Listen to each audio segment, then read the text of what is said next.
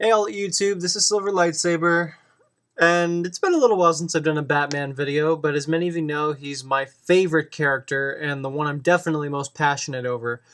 And just today, there was finally some big news over the new Batman 3 film. It's not news that I'm exactly thrilled over, and I'm not happy with, but let's get on to the good news. The title for the film has been released. It will be called The Dark Knight Rises. I like this title. I really do. On one hand, I do wish that they would have separated it from The Dark Knight, because that title was just made of awesome. It was a great title. Immediately, as soon as you heard the title, you really wanted to see the film. Before I knew anything about the plot, I wanted to see the film. This one, The Dark Knight Rises, it's obviously continuing the same storyline, just you go from The Dark Knight to The Dark Knight Rises. It makes sense. But I do wish that they would have possibly chosen a title that separates this chapter and doesn't tie it so heavily to the second one. But that's just a little nitpick. I still think it's an awesome title. Now, a lot of people were thinking that the movie would be called Shadow of the Bat. And while I think that title is kind of cool, I've heard some people say, and I do have to agree, it's not something, doesn't sound like anything more than a fanboy would really come up with. It doesn't sound like something that could headline a summer blockbuster tentpole. It doesn't sound like something that Christopher Nolan would be happy with titling his movie over. So I don't think that title would have worked, other than fan fiction. But this title I really like. Now, the other big news that I'm not happy over is Christopher Nolan was interviewed, and anybody who knows Christopher Nolan knows how secretive he is with his films and how much he doesn't like to reveal details, especially with these Batman films. He is just lock and key with these things. But today he finally revealed that the Riddler will not be in this new Batman film. He did not, however, rule out Selina Kyle / Catwoman. When you break it down, the end-all, be-all Batman on film needs to basically have three villains. I argue four, but I do agree that these are the main three you must have if you want to have a definitive collection of Batman films. You have to have the Joker, you have to have Two-Face, and you have to have Catwoman. Those three are the most important and influential Batman villains.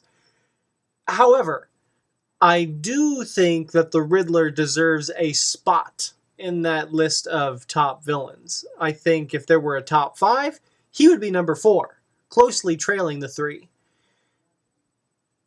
I kind of understand why the Riddler might not fit in a third film, because when you dissect the Joker's character, you have two characters. You have the psychotic, crazed killer that you would see in Two-Face, that we got to see a little bit of in The Dark Knight, and then you would have the zany, over-the-top, comedic side that is, for better or for worse, the Riddler that most people know.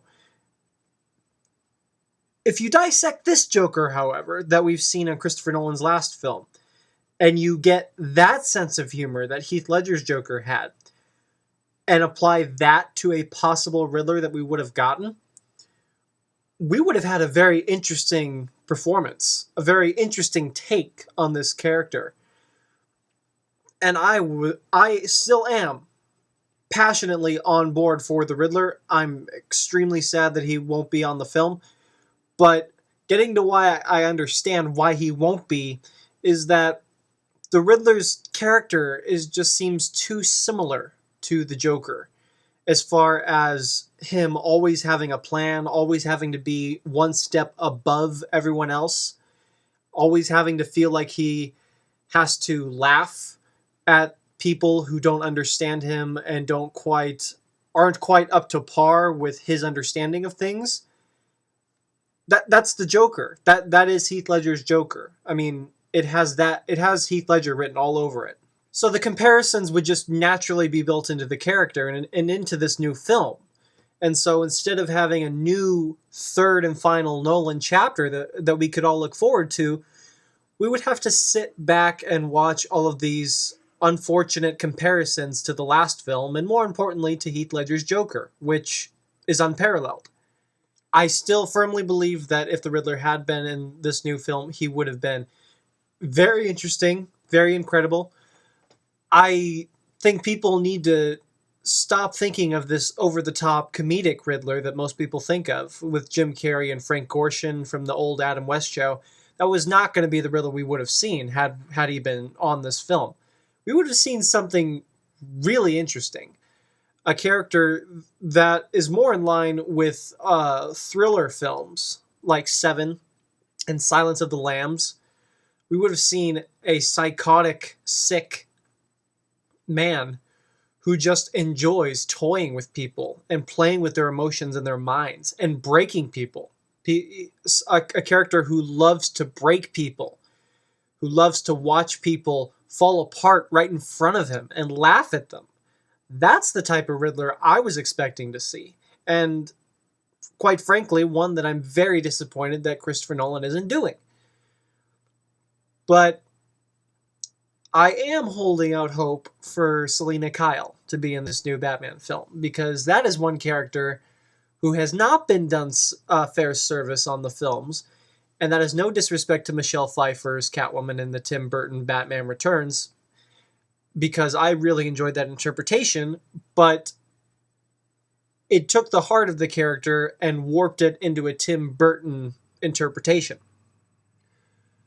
But that conflict that fans love about Catwoman, of her being a good / bad / anti-hero type character, that was there, but it was just too macabre and strange that it kind of got lost in the translation a little bit.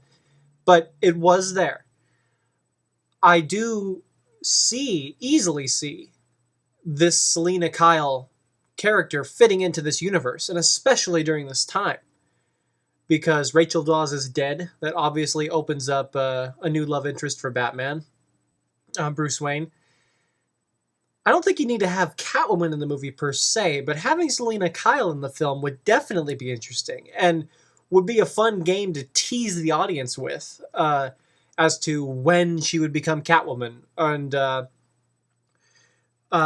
hints and foreshadowing of her love for cats, or being a cat burglar, or being theatrical like Bruce Wayne is. It fits into the theatricality theme that was established in the first Batman film beautifully.